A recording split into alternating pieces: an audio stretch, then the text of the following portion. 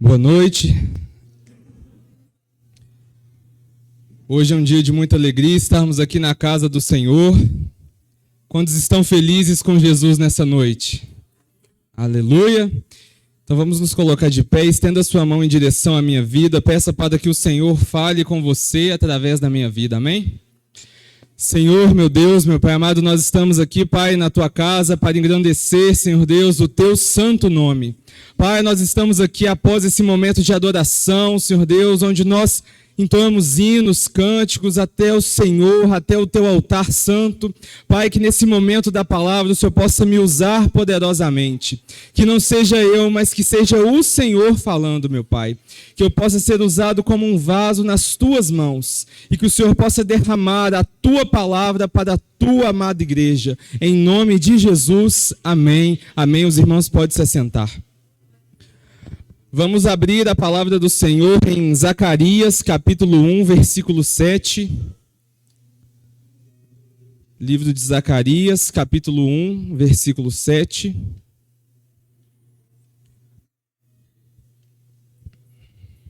Aleluia. Hoje o nosso tema é como confiar em Deus quando nada parece mudar. A palavra do Senhor diz assim: no 24º dia do mês 11º, que é um mês de sabate, no 2º ano de Dário, veio a palavra do Senhor ao profeta Zacarias, filho de Baraquias, filho de Ido. Tive de noite uma visão, e eis que um homem montado num cavalo vermelho estava parado entre as murteiras que havia num vale profundo. Atrás dele se achava cavalos vermelhos, baios e brancos. Então perguntei: meu senhor, quem são estes? Respondeu-me o anjo que falava comigo: eu te mostrarei quem são eles. Então respondeu o homem que estava entre as morteiras e disse: são os que o Senhor tem enviado para percorrerem a terra.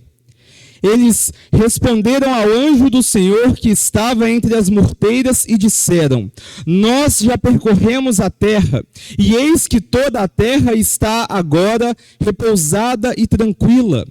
Então o anjo do Senhor respondeu: ó Senhor dos exércitos, até quando não terás compaixão de Jerusalém e das cidades de Judá, contra as quais está indignado faz já 70 anos. Respondeu o Senhor com palavras boas, palavras consoladoras ao anjo que falava comigo. Este me disse: clama, assim diz o Senhor dos exércitos, com grande empenho estou zelando por Jerusalém e por Sião. E com grande indignação estou irado contra as nações que vivem conflitantes, que vivem confiantes, porque eu estava um pouco indignado e elas agravaram o mal. Versículo 16.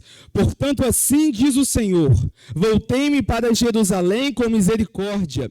A minha casa nela será edificada, diz o Senhor dos exércitos, e o cordel será estendido sobre Jerusalém. Clama outra vez, dizendo: assim diz o Senhor dos exércitos, as minhas cidades ainda transbordarão de bens, o Senhor ainda consolará a Sião e ainda escolherá a Jerusalém. Aleluia. Então todos vamos dizer juntos: eu confio no Senhor. Para ensaio está ótimo, agora com convicção, para os céus e para a terra ouvir vocês, amém? Vamos juntos. Eu confio no Senhor. Aleluia. Então, irmãos, nós acabamos de ler o livro de Zacarias, capítulo 1, nós precisamos entender em qual contexto que nós estamos. Onde foi escrito esse livro, qual o tempo que estava se passando. Aqui é o contexto da visão. O povo tinha acabado de voltar do exílio, uma realidade que era muito dura, uma realidade de pobreza, de cenário pós-guerra, Então havia muita escassez. No passado, em 586 a.C., Nabucodonosor, ele destruiu Jerusalém e levou o povo cativo para a Babilônia. O profeta Jeremias, ele disse ele profetizou há um tempo que o cativeiro duraria 70 anos. E Isaías já havia citado Ciro há 200 anos antes dele nascer. Então nós vemos que tudo isso que está acontecendo com o povo de Israel já foi profetizado anteriormente. E aí agora, nesse exato momento, nós temos o retorno que aconteceu em 539 a.C. Ciro, então, ele permite que os judeus retornem e dentre eles, Zorobabel vai liderar a reconstrução de Jerusalém e do templo do Senhor. E nesse retorno e nessa nova retomada da reconstrução do templo, nós temos um problema que os inimigos, especificamente os samaritanos, eles começaram a se opor e a querer parar a obra em Jerusalém. E o povo estava muito desanimado, um cenário de guerra caótico, difícil. Então Dário ele vai assumir e Deus ele vai levantar Ageu e Zacarias para começar a despertar a população de Jerusalém, para começar a acender as chamas do avivamento, para preparar o reino messiânico que estava vindo. Muitas vezes, irmãos, Deus ele nos chama a reconstruir as nossas vidas em meio à ruína, em meio à destruição, em meio a um cenário de morte, de escassez, de brutalidade. Então esse era o contexto do livro de Zacarias, do profeta que foi levantado por Deus para trazer uma esperança. Aqui o intuito do Senhor ao levantar Zacarias era disseminar no meio do povo de Israel a nova reconstrução, a nova nação de Jerusalém se erguendo novamente depois dos 70 anos de cativeiro na Babilônia. Claro que em 40 minutos nós não vamos conseguir chegar na totalidade da história, são vários livros e vários acontecimentos, mas de forma resumida é isso. E aqui, irmãos, nós temos que Deus ele se manifestou através de Zacarias por meio de visões.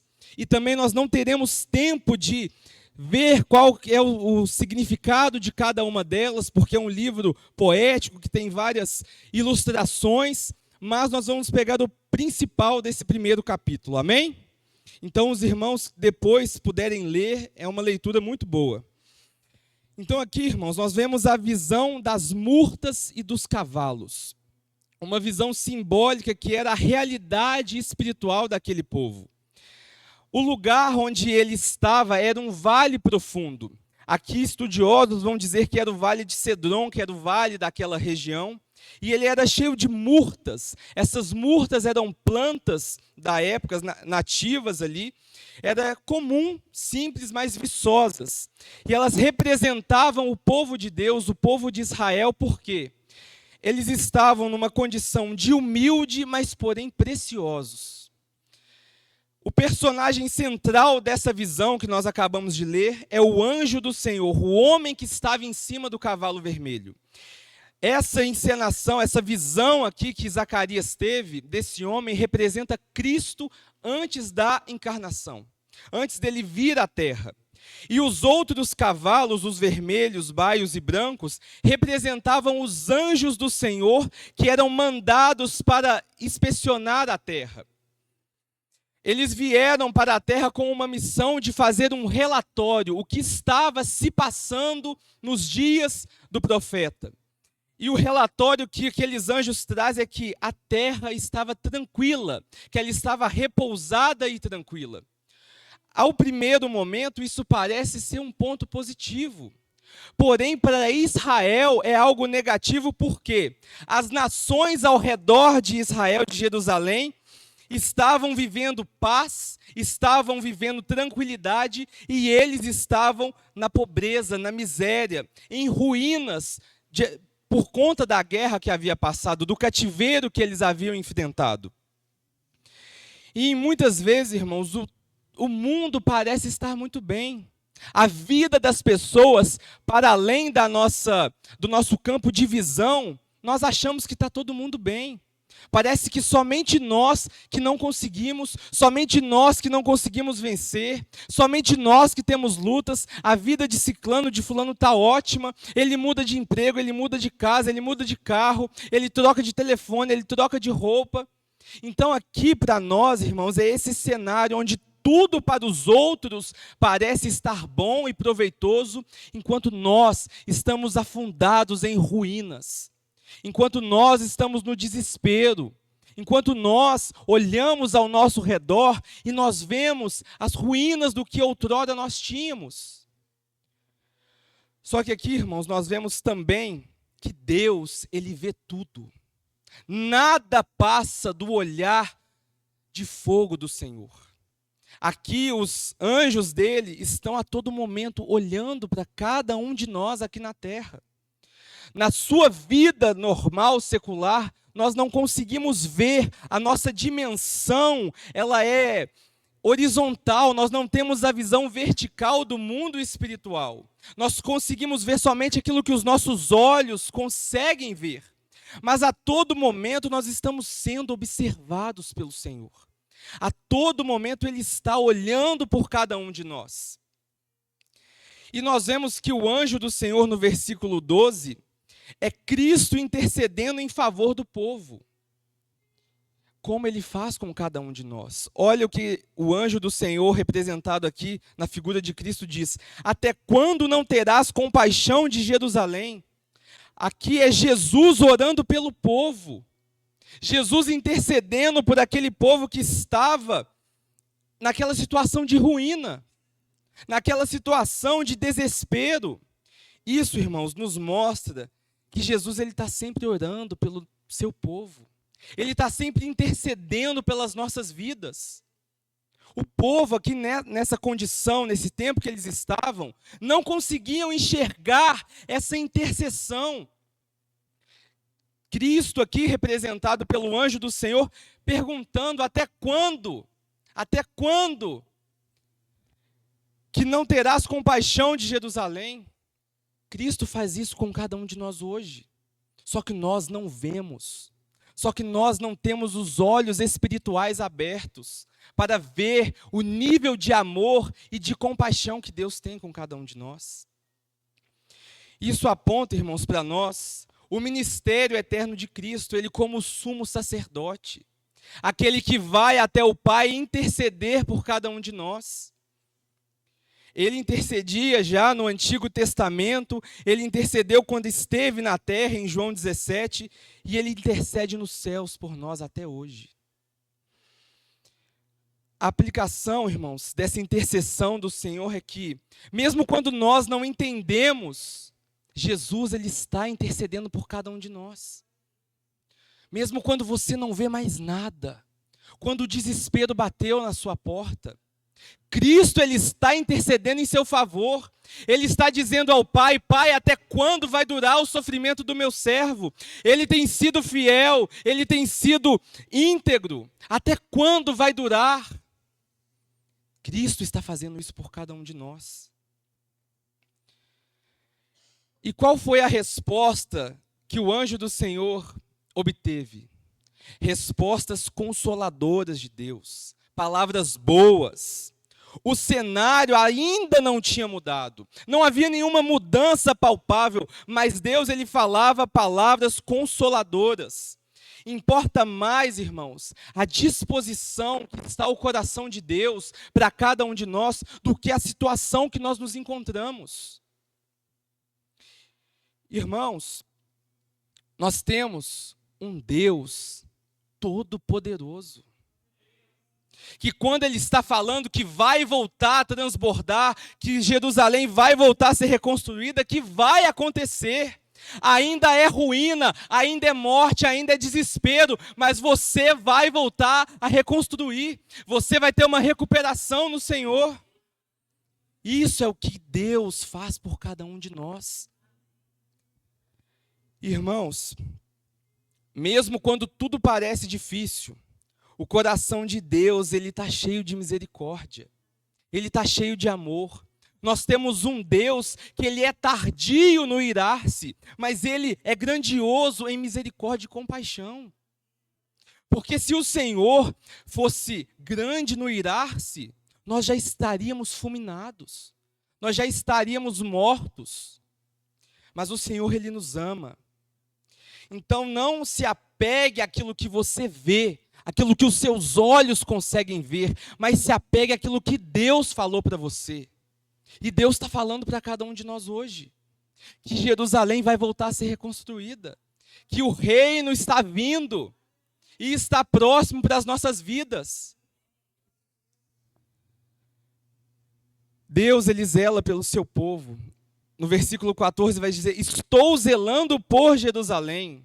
O verbo, percebam que está no presente. Não é algo que Ele fez, ou nem que Ele fará, mas é algo que Ele está fazendo.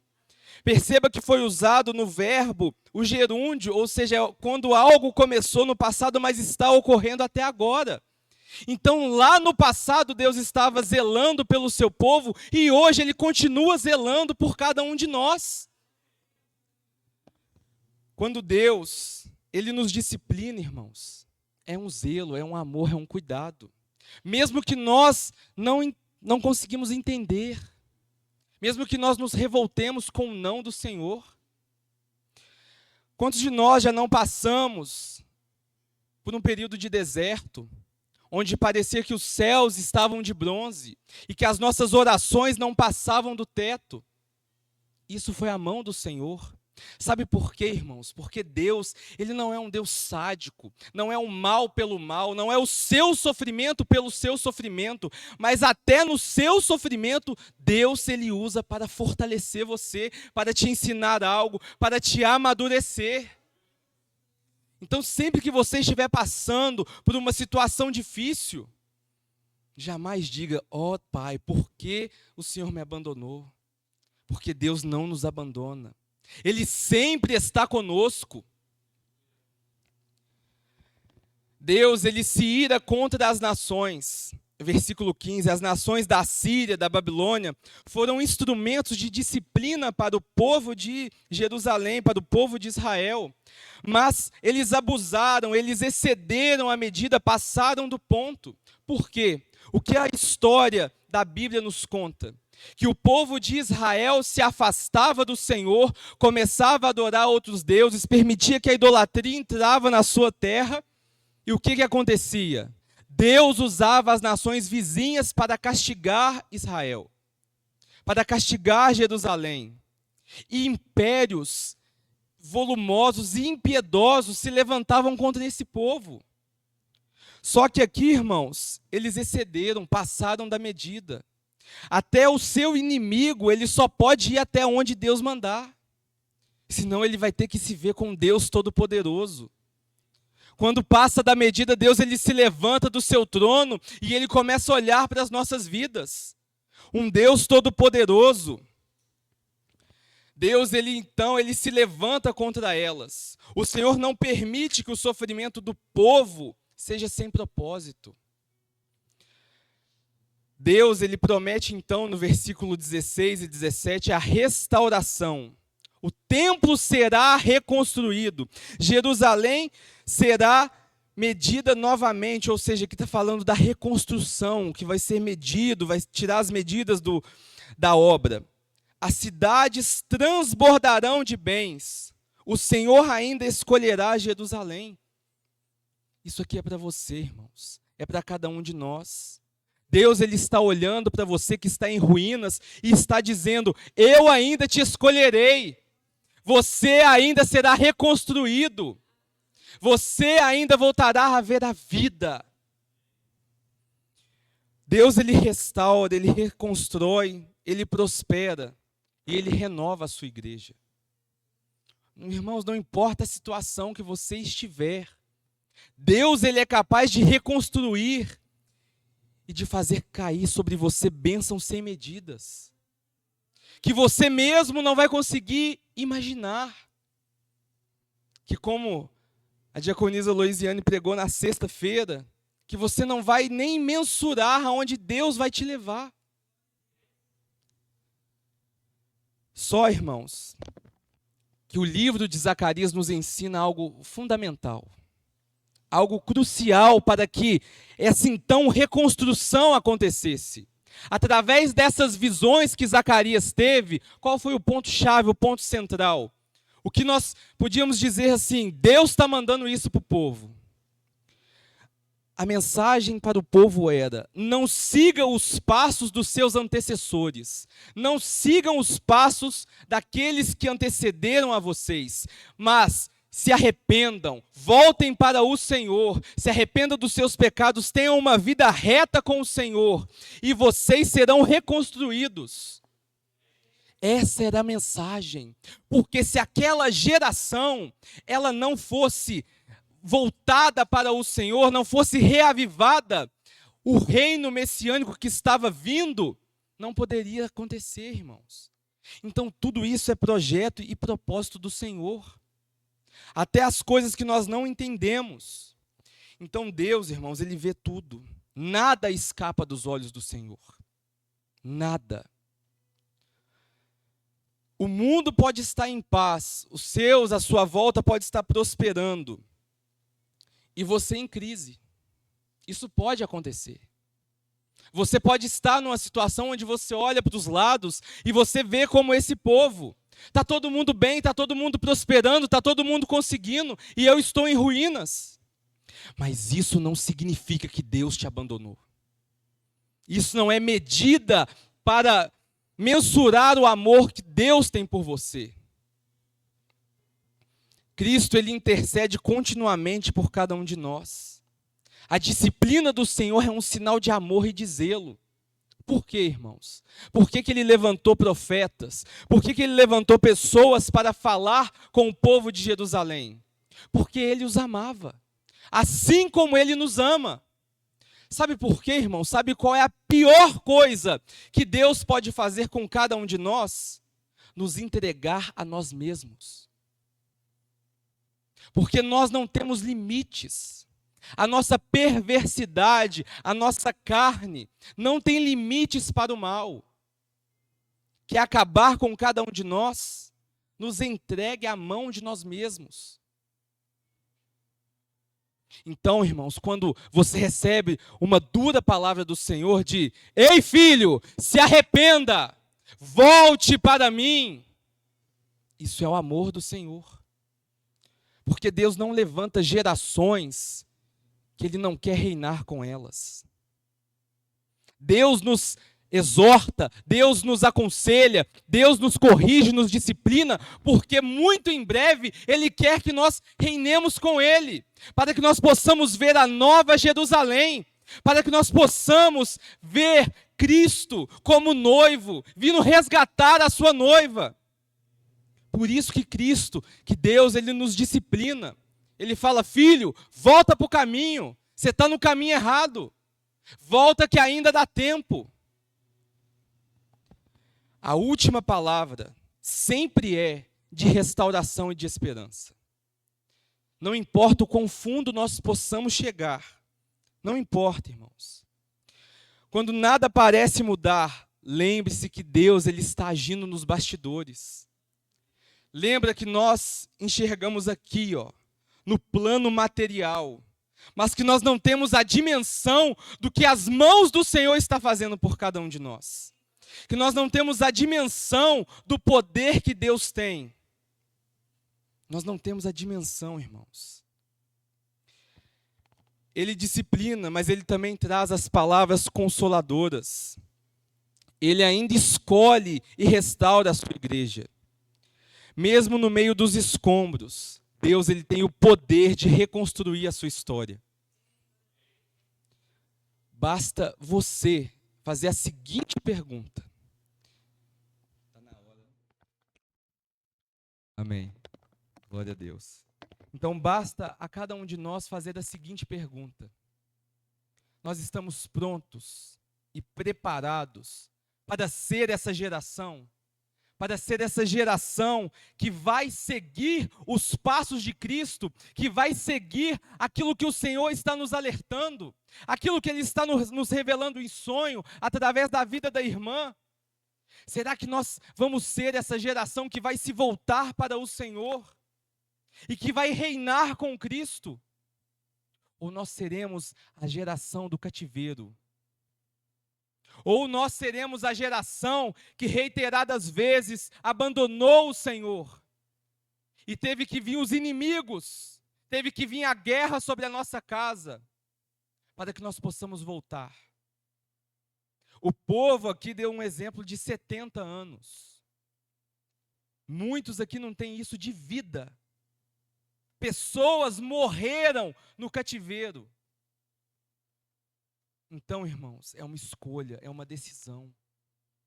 Como que eu vou confiar se nada parece que está mudando? Irmãos, coloca o seu pé, que depois Deus ele cria o chão para você. Esse é o nosso Deus. Porque às vezes a gente tem a tendência a esquecer com quem que nós estamos lidando. Quem que é o Deus que nós estamos servindo. E eu gostaria de falar um pouco sobre algumas características do Senhor.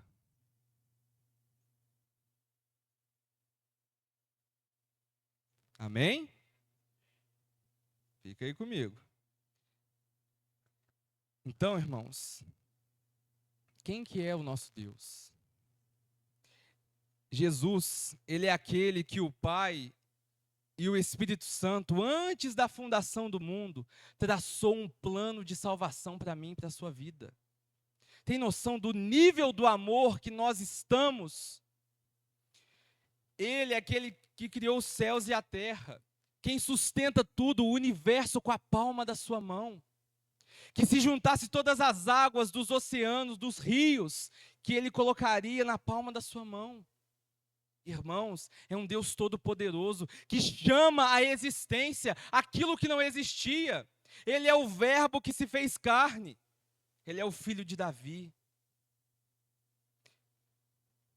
Ele é, irmãos, o Verbo que se fez carne, que se habitou aqui na terra, que não se julgou por usurpação ser igual a Deus, mas a si mesmo se esvaziou.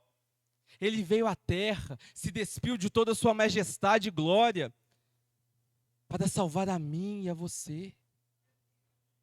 Como que nós não vamos confiar em tamanho sacrifício? E quando ele estava aqui, ele ainda teve a oportunidade de nos abandonar. Quando ele disse: Pai, se possível, afasta de mim esse cálice, mas que não seja feita a minha vontade, mas que seja feita a sua vontade. E ele selou naquela cruz a nossa salvação, a carta de toda a remissão dos nossos pecados, que nos livrou do cativeiro do pecado, das amarras de Satanás, que nos tirou de uma vida de delitos e pecados, para reinar com ele como filhos, nos chamou para sentar à mesa.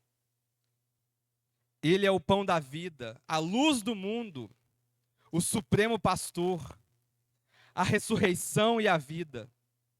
Ninguém vai ao Pai se não passar por Ele.